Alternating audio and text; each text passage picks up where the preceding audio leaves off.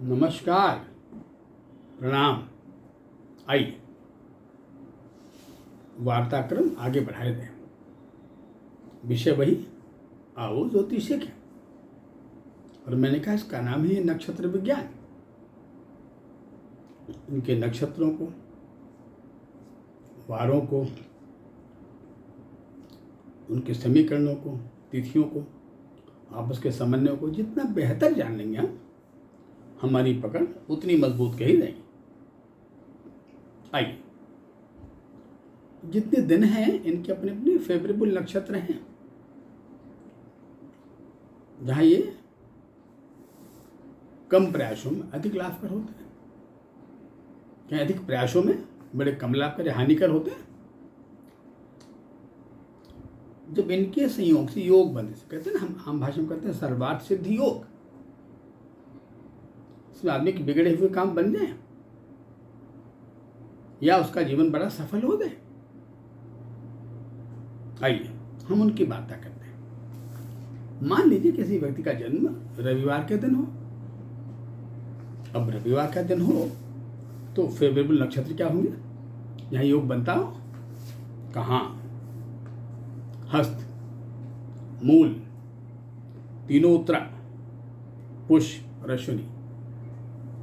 हस्त, मूल, तीनों उत्तरा, पुष्य और अश्विनी, ये अगर नक्षत्र हैं तो बड़ा अच्छा योग कहा जाएगा, एक उत्तम राजयोग कहा जाएगा। जन्म सोमवार का है, मंडे के दिन है, और नक्षत्र प्राप्त हो जाए श्रवण, रोहिणी, मृगशिरा, पुष्य और अनुराधा, 5 नक्षत्र हैं। ये अगर सोमवार को मिल जाए तो बड़ा उत्तम है भाई, सर्वार्थ सिद्धि योग कहा जाएगा इसको।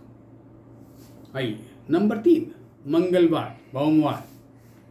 दिन मंगलवार हो तो कौन से नक्षत्र मिल जाए तो बेहतर होगा? अश्विनी, उत्तरा, भाद्रपद, कृतिका और अश्लेषा, ये नक्षत्र उसके लिए बड़े अनुकूल कहे जाएंगे। बुधवार का दिन हो, रोहिणी, अनुराधा, हस्त, कृतिका और मृगशिरा, ये उसके लिए बड़े फेवरेबल कहे जाएंगे।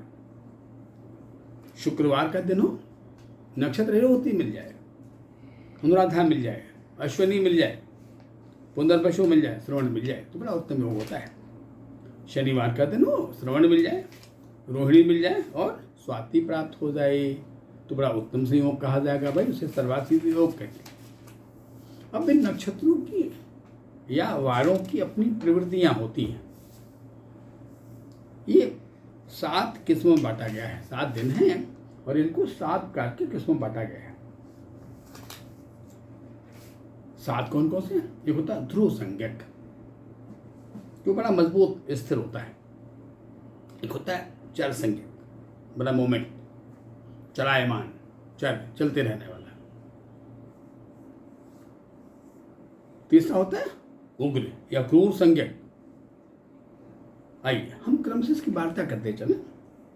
जो ध्रुव संज्ञक, जो ग्रह ध्रुव संज्ञक को रिप्रेजेंट करता है, वो हमारे सौरमंडल का स्वामी और वारों का अधिपति, उसे हम रविवार कहते हैं, संडे कहते हैं। रविवार का दिन हो और उसे ये नक्षत्र मिल जाए तो बड़ा अच्छा योग कहा जाएगा, या उसकी पर्सनालिटी बहुत अच्छी कही जाती है। उसे कहा जाता है कि त्रयोत्तरा, रोहिणी, तीनों उत्तरा, उत्तरा फाल्गुनी, उत्तराखांड और उत्तरा भाद्रपद और रोहिणी नक्षत्र। भास्कर से ध्रुवम स्थिरम, भास्कर माने सूर्य, सूर्य के लिए से ध्रुवम, एक निश्चित स्थिर कहा जाता है, मजबूत स्थिर कहा जाता है। सत्यस्रस्य बीज गया, जितने ऐसे काम हमें जीवन में करने होते हैं जो अस्थायी होते हैं, जैसे घर का बनवाना, निर्माण करना, सब अस्थायी करना, वहाँ इन नक्षत्रों का उत्तम प्रयोग होता है। पर जब चंद्रमा की बात, सबसे तेज चलने वाला मनाधिपति चंद्रमा, मन का मालिक, उसको स्वभाव से हम चर कहते हैं, चलायमान कहते हैं, चलने वाला, चर संज्ञा। दिन है मंडे, सोमवार, चंद्रवार। स्वात्यादित्य, स्वाति नक्षत्र हो। आदित्य पुनर्वसु को कहते हैं। आदित्य सुतस्त्रीणी ही, सुतस्त्रीणी माने श्रवण के बाद 3 नक्षत्र कौन कौन है? श्रवण, धनिष्ठा, शतभिष और ये 3 नक्षत्र। चंद्र अश्वानी चरम, ये चंद्रमा सोमवार का दिन हो, ये सब चर हैं। ये मिल जाए तो बड़ा उत्तम योग है, उत्कृष्ट है भाई। अब तीसरा स्वभाव आता है जिसे हम कहते हैं उग्र या क्रूर संज्ञक। ये मनुष्यों का व्यक्तित्व है, कुछ बड़े उग्र होते हैं, बड़े क्रोधी होते हैं, है ना। दिन मंगलवार है, मंगल को गर्म कहते हैं, उग्र कहते हैं, अग्नि भी कहते हैं ना। पूर्वात्रयम यानी तीनों पूर्वा, पूर्वात्रयम याम मघे, याम को कहते हैं भरणी, मघे माने मघा नक्षत्र। तीनों पूर्वा, भरणी और मघा, दिन मंगलवार हो, मिल जाए तो उग्र संज्ञक, क्रूर संज्ञक हो जाए। खैर, अब बात आती है कुछ जिसे मिश्र संज्ञक कहते हैं, सम्मिश्रित कहते हैं। दिन बुधवार है, बुध को ग्रहों में सौम्य कहते हैं ना। सौम्य माने जो दोनों प्रकार के प्रवृत्तियों से मित्रता रख ले, जो सूर्य का भी मित्र है और शनि का भी मित्र है। आइए, इसमें जो नक्षत्र आते हैं उसमें आते हैं विशाखा और कृतिका, सिर्फ 2 नक्षत्र हैं, विशाखा और कृतिका है। ये निश्चित हैं और मिश्र संज्ञक हैं, इन्हें मिश्रित कहते हैं। और उसमें मिक्स्ड कॉम्बिनेशन है। जो विशाखा है, विशाखा के जो 3 चरण है वो तुला के हैं और 1 चरण वृश्चिक के हैं। कृतिका की भी यही कहानी है, 1 चरण मेष का है और 3 चरण वृश्चिक राशि के। आइए, अब बारी आती 4थे नंबर का, हम कहते हैं क्षिप्र या लघु संज्ञक, जो जल्दी कार्य कराने वाले होते हैं। क्षिप्र आसानी से, जल्दी से, इसे रूल्ड बाई बृहस्पति कहते हैं। जो बृहस्पति नाम का बृहस्पतिवार का दिन हो और ये नक्षत्र प्राप्त हो जाए, हस्त, अश्वनी, पुष्य और अभिजित, ये मिल जाते हैं, लघु संज्ञक कहते हैं। बड़ा अनुकूल कहा जाएगा इसको। इन दिनों को ये नक्षत्र बहुत सूट करते हैं। आइए, मृदु संज्ञक, बात सुबह की है, मेहनत, जो मृदुभाषी है, मिठास भरा हुआ है, जिनके स्वभाव में है। मृगशिरा, रेवती, चित्रा, अनुराधा, ये चारों को हम मित्र संज्ञक या मैत्र संज्ञक कहते हैं, फ्रेंडली कहते हैं, मिठास भरा कहते हैं, अच्छा का। शनिवार का दिन हो, परिणाम तीक्ष्ण या दारुण संज्ञक कहते हैं, बड़ा ताप दिखाने वाला, तो बड़ा दुखद समाचार मिलने वाला, अचानक ऐसी घटना घट जाने वाली, जो बड़ा दारुण हो, तीक्ष्ण हो, बड़ी तकलीफ देने वाला। आइए, मूल, ज्येष्ठा, आद्रा और अश्लेषा, ये 4 नक्षत्र हैं। मूल, ज्येष्ठा, आद्रा और अश्लेषा। शनिवार दिन ये मिल जाए तो इसे तीक्ष्ण कहते हैं। इस तरह से हम समीकरणों की व्याख्या करते हैं। अब सबसे महत्वपूर्ण है कि नक्षत्रों की और क्या क्या से गहराई है, क्या इनके योग हैं। बहुत सारे वैसे योग हैं, अनेक योग हैं। इन जो कुछ बड़ी इंपॉर्टेंट योग होते हैं, इसे कहा जाता है अमृत योग। ये कैसे बनता है? अगर अमृत योग में किसी का जन्म हो जाए तो उसका जीवन या उसका व्यक्तित्व बड़ा ऊंचाई को छू लेता है, बड़ा प्रशंसनीय होता है। ये कैसे बनता है? आइए बात करते हैं ज्योतिष में अमृत योग का। हस्त सूर्य, हस्त सूर्य माने सूर्यवार, रविवार का दिन हो और हस्त नक्षत्र हो। मृगश चंद्र, मृगश चंद्र, चंद्रवार का दिन हो, सोमवार का दिन हो और मृगशिरा नक्षत्र हो। भौ माने था अश्वनी, मंगलवार का दिन हो भाई और अश्वनी नक्षत्र हो। बुधे मैत्रेय, बुधवार का दिन और मैत्रेय माने अनुराधा, अनुराधा नक्षत्र हो। गुरु पुष्यम, गुरुवार का दिन हो और पुष्य नक्षत्र हो। रेवती भृगुनंदने, भृगुनंदने माने शुक्र और शुक्रवार का दिन और रेवती नक्षत्र मिल जाए।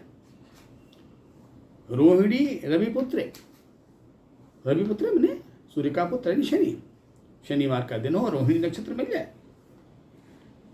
कहते हैं सर्वसिद्धि प्रदायकम अयम चमृत संज्ञश्च स्याद योगो विजित। ये अमृत योग है। ये योग बड़ा उपयोगी होता है, या ऐसा व्यक्ति तो बड़ा लोकप्रिय होता है, सर्वाधिक प्रिय होता है, इसे अच्छी योग कहते हैं। आइए, कल बातें हो रही थी ज्योतिष की व्याख्या का, विश्लेषण कि जन्म समय ग्रहों का समीकरण, नक्षत्र, तमाम चीज़ें। बड़ा ही आवश्यक होता है ना कि गुणसूत्र कैसे, जिसे कहते हैं जेनेटिक, या आज का हम डीएनए भी कहते हैं। जैसा आपने देखा ना कि जीव अपने स्वभाव के अनुरूप ही जीव पैदा करता है। आम के पेड़ में आम के फल लगते हैं भाई, वही दिन हो, वही समय हो, कोई गाय का बछड़ा पैदा होता है, वही टाइम हो, कोई मनुष्य का बच्चा पैदा है, तो हाँ बछड़ा और यहाँ मनुष्य पैदा हो, दोनों की जीवन शैली सब अलग अलग होगा। उसी प्रकार कौन अच्छे ग्रह वाला व्यक्ति किस खानदान जुड़ा हुआ है, या जो बेसिक है, आधारभूत है, फाउंडेशनल है भाई, किस माता पिता से पैदा हुआ, माता पिता की सामंजस्यता कैसी थी। और इतना ही नहीं है, ज्योतिष इतना गहराई से लेता है कि गुणसूत्रों को लेता है, वो 3 पुस्तकों को लेता है, बेहतर वंशावली के लिए, बेहतर जन्म के लिए, बेहतर व्यक्तित्व निर्माण के लिए, उदार व्यक्तित्व बनाने के लिए, लोकप्रिय व्यक्तित्व बनाने के लिए। तो जो आधार होता था पहले तो कहते थे वेद। इस वंशावली का कौन सा वेद है? यजुर्वेद है, ऋग्वेद, अथर्ववेद है। कौन शाखा है, कौन सा सूत्र है, कात्यायनी सूत्र या मध्यायनी शाखा कौन सा है, कौन सा गोत्र है, कौन सा परवर है, कौन सा पुर है, इन तमाम चीजों को लेकर के तब समीकरण बनते थे, तब विवाह की बात बनती थी, बात आगे बढ़ती थी। और इनका आधार बड़ा वैज्ञानिक था। खैर, ये बड़ी लंबी चर्चा है, और भी बातें करेंगे हम पर अगले एपिसोड में। तब तक के लिए नमस्कार, प्रणाम।